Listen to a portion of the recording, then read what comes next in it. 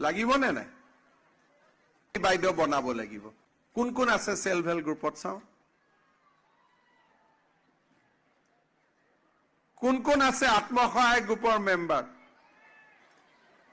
Form কোনে কোনে ললে? থিয় হওক। ফৰ্ম ললে? ঠিক আছে। এতিয়া আপোনালোকক কি কৰিব লাগিব? আপোনালোকে 1 মাহ 45 দিনৰ ভিতৰত, যেনেকে ফৰ্ম এদিনতে আপোনালোকে ললে, সেইকাৰণে দালাল বিলাকে গমেই নাপালে কেতিয়া ফৰ্ম ললে, একেদিনাই লৈ ললে। এতিয়া ফৰ্ম ফিল আপৰ মই এদিনেই সময় দিম 1 মাহ পিছত, যে আজিৰ দিনটোতে ফৰ্ম ফিল আপ হ'ব। কিয়? দালালে গম পাব নালাগে, ৰাতিপুৱা গম পাব, আপোনালোকে আহি ফৰ্মটো জমা দি দিব। আৰু তাৰ পিছত দালাল বিলাকে গম নোপোৱাকৈ বেংকত 10,000 টকা টিপলিং কৰি সোমাই যাব।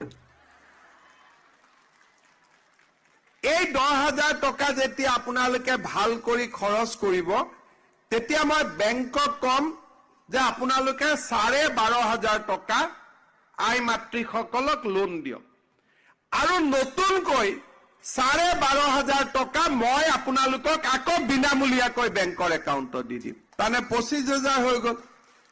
10,000, 10ৰ লগত 25, 35, এনেকে আমি গৈ গৈ আপোনালোকে উপাৰ্জন কৰিব লাগিব। আৰু লাষ্টত আপোনালোকৰ নামটো হ'ব লাখপতি বাইদেউ। তাৰমানে 1 লাখ টকাৰ উপাৰ্জন হ'ব। বুজি পালে নে এতিয়া লাখপতি বাইদেউ বুলি ক'লে? যিসকলে বুজি পালে জোৰ কৰি হাত চাপৰিব যাওক। বা নাজিৰাত মানুহে ফটক কৰি বুজি পায়। বুজি পাইতো ফটক কৰি, পায় নে নাপায়? এতিয়া আপোনালোকে ধুনীয়াকৈ ফৰ্মখন ফিল আপ কৰি ৰাখক। এদিনে সময় দিম, ধুনীয়াকৈ ফৰ্মখন ঘূৰাই দিব। তাৰ পিছত মই মোৰ কামখিনি কৰি গৈ থাকিম।